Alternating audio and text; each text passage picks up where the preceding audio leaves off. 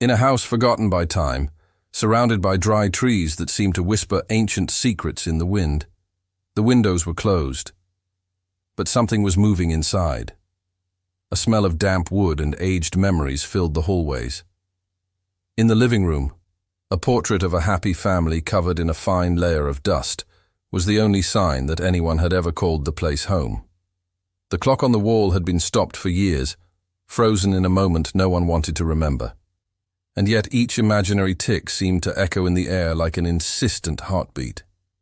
She came back that grey day, not because she wanted to, but because something inside her pushed her back, like an echo of everything she tried to forget. The heavy sky seemed to weigh on her shoulders as she opened the door.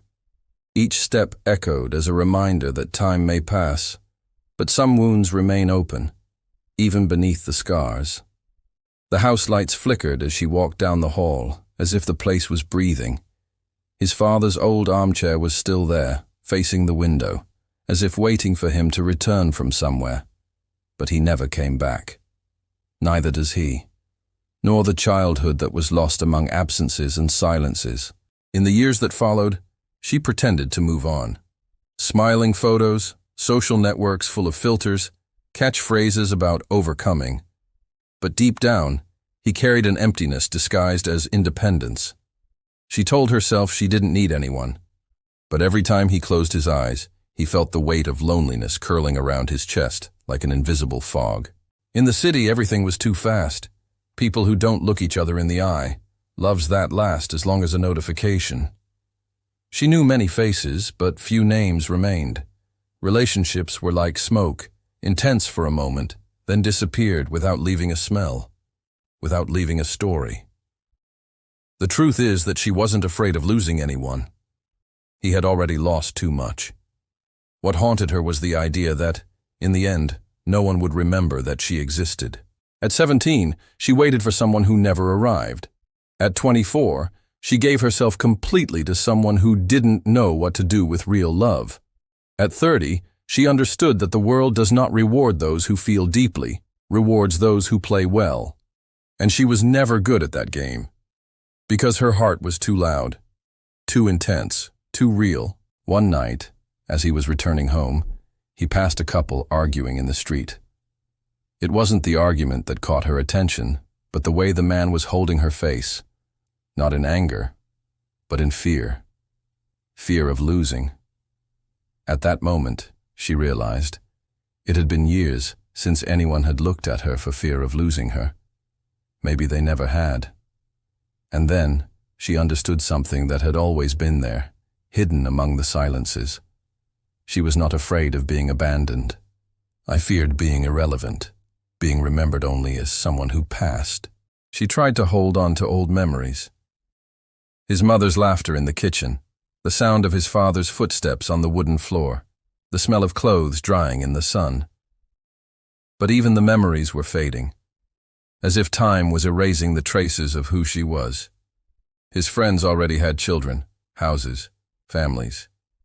And she had a beautiful feed. But who did it matter to? One Sunday, she walked to the city's train station. There, an elderly woman sat every day with a flower on her lap, waiting for someone. Nobody knew who, but she was always there, like a statue of longing. He sat down next to her, and they were silent. The woman looked at her and just said, "You don't need the whole world to remind you. Sometimes, a memory is enough to save someone from oblivion." And then, he turned his face and faced the tracks again. Over the next few days, she began writing letters for people I had lost, for people who were still alive, but already distant. I didn't expect answers. I just wanted to leave traces, like footprints in the sand, even if the sea took them away. He put each letter in a bottle and left it in the river that ran through the city, one per week, like a secret ritual of existing. And it was there, in the repetition of the invisible, that he began to change. Not because someone responded, but because she finally understood. Being remembered is not control. It's legacy. And a legacy is not built with shouts. It is built with presence.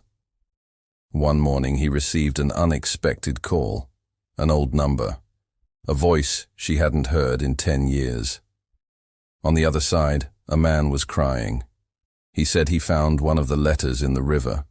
She said she knew it was hers, and for years he carried guilt for not knowing how to love someone like her. But that letter made something inside him break and blossom at the same time. He just wanted to say thank you. She hung up silently, with tears in her eyes, and for the first time in a long time, she felt like something inside her was at peace. Life did not become a movie. There were still cloudy days, uncomfortable silences, empty spaces in the bed. But something had changed. Because now, she lived not trying to be remembered by everyone, but trying to deeply leave an impression on those who passed through her life, lightly, silently, truthfully. The past still visited her from time to time. In the most subtle ways, a song on the radio, an unexpected smell, a name said by chance. And that's okay, because she no longer ran away from her memory. She learned to talk to her, understanding that not everything that is forgotten ceases to have value. Sometimes the most valuable things are precisely the ones that no one sees. She returned to that house one last time. He took the portrait off the wall, cleaned it carefully, and placed it in a box. Before leaving, he glanced at the dusty mirror in the hallway. For an instant, she saw herself as a child, her eyes big, full of dreams, full of love. Smiled, because he understood that it was still there. Hidden, yes, but alive. Outside, the sky was beginning to open. The trees danced in the wind, and the world seemed to breathe again. And she walked along the dirt road, without looking back, because she finally understood. You don't need to be remembered by everyone. It just needs to touch someone enough for it to never disappear completely. And deep down, what hurts most is not being left. It's being forgotten, as if it never existed.